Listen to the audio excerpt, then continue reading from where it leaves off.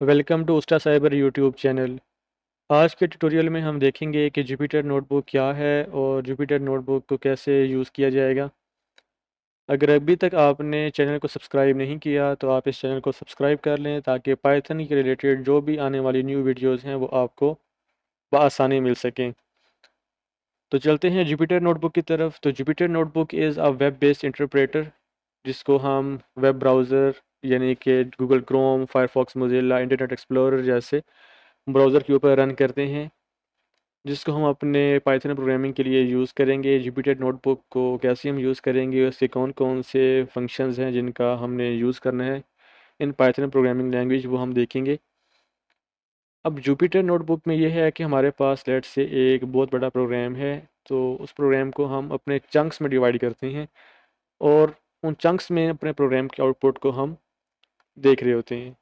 अब आईडीईज़ में क्या होता है कि हमारे पास पूरा कोड है, उस पूरे कोड को हम एग्जीक्यूट करते हैं, लेकिन जो फाइनल रिजल्ट्स होते हैं वो तो हमें शो हो जाते हैं, लेकिन जो इंटरमीडिएट रिजल्ट्स होते हैं हमें उनका आइडिया नहीं होता। तो अगर हम चाहते हैं कि हम अपने कोड को लाइन बाय लाइन एग्जीक्यूट करें और साथ ही हमें उसकी आउटपुट शो होती रहे, तो उसके लिए हम जुपिटर नोटबुक का यूज़ करते हैं। फॉर बिगनर्स हम जुपिटर नोटबुक का यूज़ करते हैं ताकि हम अपने कोडिंग के कंसेप्ट्स को अच्छी तरह अंडरस्टैंड कर सकें कि हमारा प्रोग्राम कैसे वर्क कर रहा है, उसका फ़्लो कैसे होगा। तो एनाकोंडा हमने इंस्टॉल किया था लास्ट ट्यूटोरियल के अंदर। तो एनाकोंडा के अंदर जैसे कि हमने डिस्कस किया था कि हमारे पास मल्टीपल आईडीज़ अवेलेबल हैं, जिसमें जुपिटर लैब है, जुपिटर नोटबुक है, स्पाइडर है और पाईचार्म की इंटीग्रेशन भी अवेलेबल थी। तो हमने ये डिस्कस किया था कि हम अपनी पाइथन प्रोग्रामिंग जो है वो हम जुपिटर नोटबुक से स्टार्ट करेंगे। तो चलते हैं जुपिटर नोटबुक की तरफ और देखते हैं कि कैसे हम इसका यूज़ करेंगे। तो मैंने अपना एनाकोंडा नेविगेटर को लॉन्च कर दिया है, तो आप चाहें तो डायरेक्टली भी जुपिटर नोटबुक को आप रन कर सकते हैं। आप यहाँ पर टाइप करेंगे एनाकोंडा, तो एनाकोंडा के अंदर जितने भी आईडीज़ और कमांड प्रॉम्प्ट है वो आपको शो हो जाएगा। तो आप यहाँ से भी जुपिटर नोटबुक को लॉन्च कर सकते हैं, लेकिन मैं एनाकोंडा नेविगेटर के थ्रू इसको एग्जीक्यूट करूँगा। तो यहाँ पर एनाकोंडा का नेविगेटर ओपन हो चुका है। तो यहाँ पर आप देख सकते हैं कि आपके पास मल्टीपल आईडीज़ के आइकन शो हो रहे हैं, जिसमें जुपिटर नोटबुक है, पावरशेल प्रॉम्प्ट है, पाईचार्म है, जुपिटर लैब है। तो हमने यूज़ करना है अपने जुपिटर नोटबुक को, तो हम यहाँ से लॉन्च पे क्लिक करेंगे तो हमारा जुपिटर नोटबुक एक ब्राउज़र के अंदर ओपन हो जाएगा। तो यहाँ पर आप देख सकते हैं कि हमारा जुपिटर नोटबुक जो है वो ओपन हो चुका है और ये इंटरनेट एक्सप्लोरर के ऊपर एग्जीक्यूट हो रहा है। अगर आप चाहें तो आप इसको क्रोम ब्राउज़र या फिर अपने किसी भी फेवरेट ब्राउज़र के ऊपर आप इसको एग्जीक्यूट कर सकते हैं। तो यहाँ पर आप देख सकते हैं कि ये इसका इंटरफेस है, ये इसकी रूट डायरेक्टरी है और रूट डायरेक्टरी के अंदर जितने भी फ़ोल्डर्स हैं वो यहाँ पर आपको विजिबल होंगे। अगर हम चाहें तो हम यहाँ पर अपना न्यू फ़ोल्डर भी क्रिएट कर सकते हैं और उस फ़ोल्डर के अंदर हम अपना काम कर सकते हैं। तो मैं यहाँ पर जाऊँगा और एक न्यू फ़ाइल क्रिएट करूँगा, न्यू पे क्लिक करूँगा और पाइथन 3 की मुझे फ़ाइल चाहिए, तो मैं पाइथन 3 के ऊपर क्लिक कर दूँगा। तो जैसे ही पाइथन 3 के ऊपर क्लिक करूँगा तो मेरी एक न्यू नोटबुक ओपन हो जाएगी और यहाँ पर आप देख सकते हैं कि एक न्यू नोटबुक ओपन हो चुकी है। तो मैं इसको ज़ूम कर देता हूँ ताकि जो भी कमांड है, जो भी इसके आइकॉन्स हैं वो आपको ईज़िली विज़िबल हो सकें। तो यहाँ पर आप देख सकते हैं कि ये जुपिटर लिखा हुआ है, इसका मतलब ये है कि हमने जुपिटर नोटबुक ओपन किया हुआ है। अगर आप इसके ऊपर क्लिक करते हैं तो ये एक डैशबोर्ड के ऊपर हमें ले जाएगा, जो कि इसका डिफ़ॉल्ट होगा। लेकिन मैं इसको फ़िलहाल इसको यूज़ नहीं कर रहा। अगर आप इस फ़ाइल को रीनेम करना चाहते हैं तो आप अनटाइटल्ड के ऊपर क्लिक करेंगे और अपने फ़ाइल का नेम देंगे। लेट्स से मैं यहाँ पर कहता हूँ introduction to Jupyter notebook and मैं इसको रीनेम कर दूँगा।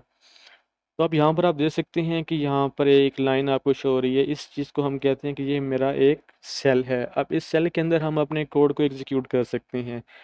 ठीक है, इस सेल के दो तरह के मोड्स होते हैं, एक कमांड मोड है और एक इसका एडिटर मोड है।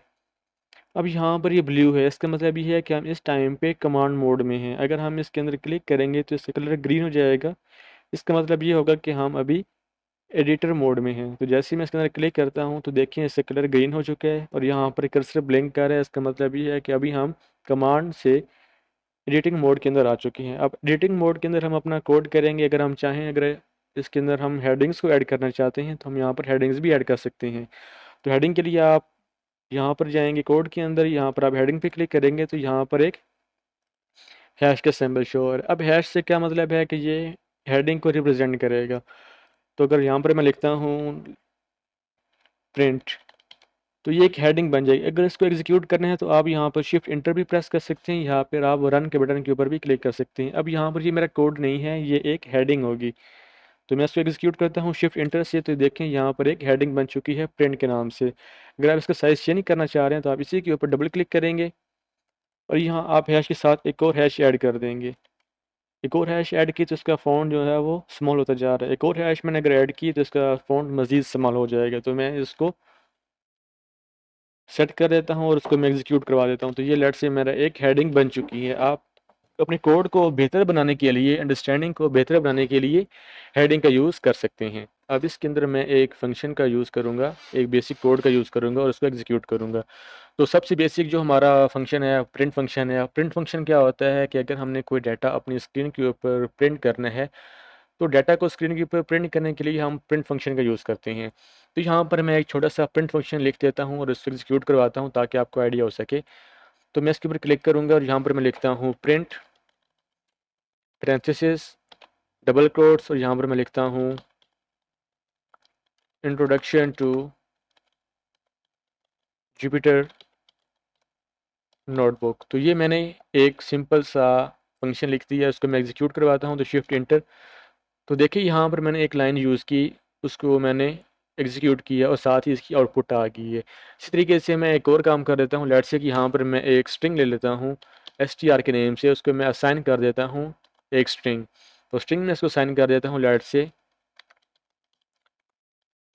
उसका साइबर। तो मैंने ये एक स्ट्रिंग डिफाइन की और इस सेल को मैं एग्जीक्यूट करवा देता हूँ। ठीक है, अब यहाँ पर डाटा प्रिंट नहीं हुआ। क्यों प्रिंट नहीं हुआ? क्योंकि मैंने यहाँ पर प्रिंट का फंक्शन यूज़ नहीं किया। अब मैं एक और सेल के अंदर इस चीज़ को मैं यूज़ कर सकता हूँ और एग्जीक्यूट करवा सकता हूँ। लेट्स से मैं एक और सेल में आ गया हूँ, यहाँ पर मैं प्रिंट करता हूँ अपनी स्ट्रिंग को जो मैंने ऊपर डिफाइन की है str। तो जैसे ही मैं एग्जीक्यूट करता हूँ तो ये प्रिंट हो जाएगा। हम क्या करते हैं अपने कोड को बेहतर बनाने के लिए, अंडरस्टैंडिंग के लिए हम जुपिटर नोटबुक का यूज़ करते हैं, जिसमें हम लाइन बाय लाइन अपने कोड की एग्जीक्यूशन को चेक कर सकते हैं। तो अगर आपके पास एक बड़ा कोड है, उस बड़े कोड को आप चंक्स में डिवाइड कर सकते हैं और इजीली आप अपने कोड की एग्जीक्यूशन को, उसके फ्लो को एनालाइज कर सकते हैं। अब जुपिटर नोटबुक के अंदर क्या है कि मेरे पास मल्टीपल सेल हैं और सेल एक दूसरे के ऊपर डिपेंड कर रहे होते हैं। जैसे कि आप देख सकते हैं कि मैंने लाइन 2 के अंदर एक स्ट्रिंग डिफाइन की थी उसटा साइबर के नाम से, और लाइन 3 के अंदर मैं उसको एग्जीक्यूट करवा रहा हूँ। अब str इसने कहाँ से उठाया? लाइन 2 से। तो इसका मतलब क्या है कि जो मेरे पास बिलोअर सेल है वो अपर सेल के ऊपर डिपेंड कर रहे होंगे। अगर लेट्स से मैं इसको दोबारा से एग्जीक्यूट करता हूँ तो ये सारे मेरे पास एक सीक्वेंस के अंदर एग्जीक्यूट होंगी। तो यहाँ तक हमने देख लिया कि जुपिटर नोटबुक के अंदर सेल्स कैसे डिफाइन होते हैं, सेल का काम क्या होता है, सेल्स को हम कैसे यूज़ कर सकते हैं हेडिंग के लिए और अपने कोडिंग के लिए। इसके अलावा हम इसकी मल्टीपल जो ऑप्शंस हैं उनको देख सकते हैं। यहाँ पर सबसे पहले है फाइल के अंदर अगर हम क्लिक करते हैं तो यहाँ पर हम देख सकते हैं अगर हमने कोई न्यू नोटबुक क्रिएट करना है तो हम यहाँ से न्यू नोटबुक क्रिएट कर सकते हैं। अगर हमने पहले से कोई नोटबुक है उसको ओपन करना चाह रहे हैं तो ओपन भी कर सकते हैं। अगर इसकी कॉपी क्रिएट करना चाह रहे हैं नोटबुक की तो कॉपी भी क्रिएट कर सकते हैं। सेव एज़ में अगर हम फाइल को सेव करना चाह रहे हैं, रीनेम भी कर सकते हैं, रिवर्स चेक पॉइंट। इसके अलावा अगर हम प्रिंट करना चाह रहे हैं तो हम यहाँ से इसका प्रिंट प्रीव्यू भी देख सकते हैं और इस फाइल को हम डाउनलोड भी कर सकते हैं मल्टीपल एक्सटेंशन के अंदर। यहाँ पर अगर आप देखें तो ये मल्टीपल एक्सटेंशन आपको शो हो रही हैं, जिसमें HTML है, PDF है, डॉट पाई है जो पाइथन की एक्सटेंशन है, लेकिन जो जुपिटर नोटबुक की डिफ़ॉल्ट एक्सटेंशन है वो .ipynb ही है। तो अगर हम चाहें तो हम इसको किसी और एक्सटेंशन के अंदर भी सेव कर सकते हैं। तो अगर हम इसको क्लोज़ करना चाह रहे हैं तो हम यहाँ से क्लोज़ भी कर सकते हैं। नेक्स्ट ऑप्शन है हमारा एडिट का। एडिट के अंदर क्या है कि हम अपने सेल्स को एडिट कर सकते हैं। अगर हमने कोई सेल इसको कट करना है तो कट करने के लिए हम यहाँ से एडिट मोड में जाके सेल को कट कर सकते हैं, या फिर हम शॉर्टकट की का यूज़ करते हुए भी इसको कट कर सकते हैं। तो कट करने के लिए जो शॉर्ट की हमारे पास अवेलेबल है वो X है। अगर हमने कोई सेल कॉपी करना है तो कॉपी करने के लिए हम C का यूज़ भी कर सकते हैं। अगर हमने कोई सेल डिलीट करने हैं तो डिलीट करने के लिए या हम एडिट मोड में जाके इसको डिलीट कर सकते हैं, या फिर हम शॉर्टकट कीज़ जो कि डी है, अगर हम 2 मरतबा डबल डी क्लिक करेंगे तो हमारा जो सेल है वो डिलीट हो जाएगा। इसी तरीके से अगर हमने कोई सेल ऐड करना है, कोई सेल मर्ज करना है तो हम यहाँ पर सेल्स को मर्ज भी कर सकते हैं और न्यू सेल्स को ऐड भी कर सकते हैं। इसके बाद है व्यू। व्यू के अंदर हम अपने टॉगल जो हेडर्स हैं उनको देख सकते हैं। ठीक है, इसके अलावा हमारे पास इंसर्ट है। इंसर्ट में क्या है, अगर हमने कोई सेल इंसर्ट करना है, cell above and cell below, तो हम इन दोनों ऑप्शन का यूज़ करके अपने सेल्स को ऐड कर सकते हैं। लेट्स से अगर मैं इस लाइन के ऊपर हूँ और मैं इससे ऊपर एक सेल ऐड करना चाह रहा हूँ, तो मैं यहाँ पर इंसर्ट सेल अबव पे क्लिक करता हूँ तो मेरा एक सेल अबव क्रिएट हो जाएगा। अगर मैं इस लाइन के बिलो को सेल क्रिएट करना चाह रहा हूँ तो मैं जाऊँगा इंसर्ट के ऊपर और यहाँ पर इंसर्ट सेल बिलो पे क्लिक कर दूँगा, या फिर मैं इसका जो शॉर्टकट है बी उसका यूज़ भी कर सकता हूँ। तो यहाँ पर मैं यूज़ करता हूँ बी का, तो बी जैसे ही मैं करूँगा तो एक सेल क्रिएट हो जाएगा जो कि बिलो द करंट सेल होगा। इसके बाद अगर आप सेल पे क्लिक करते हैं तो यहाँ पर हम अगर सेल को रन करना चाह रहे हैं तो आप कंट्रोल इंटर से भी रन कर सकते हैं। अगर हम सेलेक्ट करके इंटर करना चाह रहे हैं तो आप शिफ्ट इंटर से भी इसको एग्जीक्यूट कर सकते हैं। अगर हम ऑल सेल्स को रन करना चाह रहे हैं तो आप रन ऑल पे क्लिक कर देंगे, तो ये सेल को एग्जीक्यूट करने के मल्टीपल ऑप्शन अवेलेबल हैं, लेकिन हम अपनी प्रोग्रामिंग के अंदर मोस्टली यूज़ करेंगे वो हम शिफ्ट इंटर का यूज़ ही करेंगे, यानी जो सिलेक्टेड सेल होगा उसी को ही हम एग्जीक्यूट करवाएंगे। इसके बाद है कर्नल।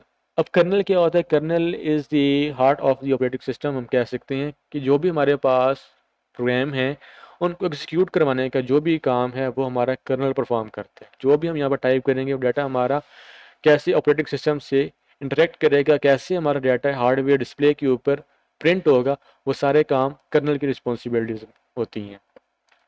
अगर आप कर्नल को इंटरप्ट करना चाहें तो इंटरप्ट भी कर सकते हैं, रिस्टार्ट कर सकते हैं, क्लियर कर सकते हैं, वगैरह वगैरह। उसके बाद विजेट्स हैं, विजेट्स के बाद हेल्प अवेलेबल है। अगर आप किसी चीज़ की किसी टूल की समझ नहीं आई तो आप यहाँ से उसकी हेल्प भी ले सकते हैं। तो हेल्प के लिए जो शॉर्टकट है वो एच, या फिर आप इसके ऊपर क्लिक करके भी इसकी हेल्प निकाल सकते हैं। तो कीबोर्ड शॉर्टकट्स के लिए आप एच प्रेस करें या फिर आप इसके ऊपर क्लिक करेंगे तो आपका जितने भी शॉर्ट कीज़ हैं वो यहाँ पर ओपन हो जाएंगी। कैसे हम सेल को रन करेंगे, कैसे हम सेल को ऐड करेंगे, डिलीट, सब जो भी शॉर्ट कीज़ हमें रिक्वायर्ड होंगी उसके लिए हम इसका यूज़ कर सकते हैं। अब हेडिंग के लिए हेडिंग 1 के लिए आप 1 पे क्लिक करें, हेडिंग 2 के लिए आप 2 पे क्लिक कर दें। डिफरेंट ये फ़ॉन्ट साइज़ के साथ इसकी हेडिंग्स आती हैं। तो आज का लेक्चर था हमारा basic introduction about the Jupyter notebook, जिसमें हमने सेल्स के बारे में देखा, सेल को एग्जीक्यूट कैसे किया जाएगा, जुपिटर नोटबुक को लॉन्च कैसे किया जाएगा, फिर इसके मल्टीपल शॉर्ट कीज़ और मल्टीपल जो इसके मोड्स हैं उनको हमने चेक की। इसके अलावा यहाँ पर भी आप देख सकते हैं कि मल्टीपल बटन अवेलेबल हैं। अगर हमने फाइल को सेव करना है तो यहाँ पर हम सेव के बटन पर क्लिक करके भी इसको सेव कर सकते हैं। अगर हमने यहाँ पर फाइल के अंदर कोई सेल ऐड करना है तो हम यहाँ पर सेल को भी ऐड कर सकते हैं। सेल को हमने कट करना है कट कर सकते हैं, कॉपी कर सकते हैं। अगर हमने कोई चीज़ यहाँ पर ओपन करनी है, पेस्ट करनी है, तो यहाँ पर हम पेस्ट भी कर सकते हैं और यहाँ से हम अपने सेल्स को अप डाउन भी कर सकते हैं। रन करने के लिए भी यहाँ पर बटन अवेलेबल है। अगर हमने सेल्स को स्टॉप करना है, कोई एग्जीक्यूशन हो रही है तो उसको स्टॉप करने के लिए हम यहाँ से स्टॉप के बटन के ऊपर क्लिक कर सकते हैं, या फिर हम अपने कर्नल को भी इंटरप्ट कर सकते हैं।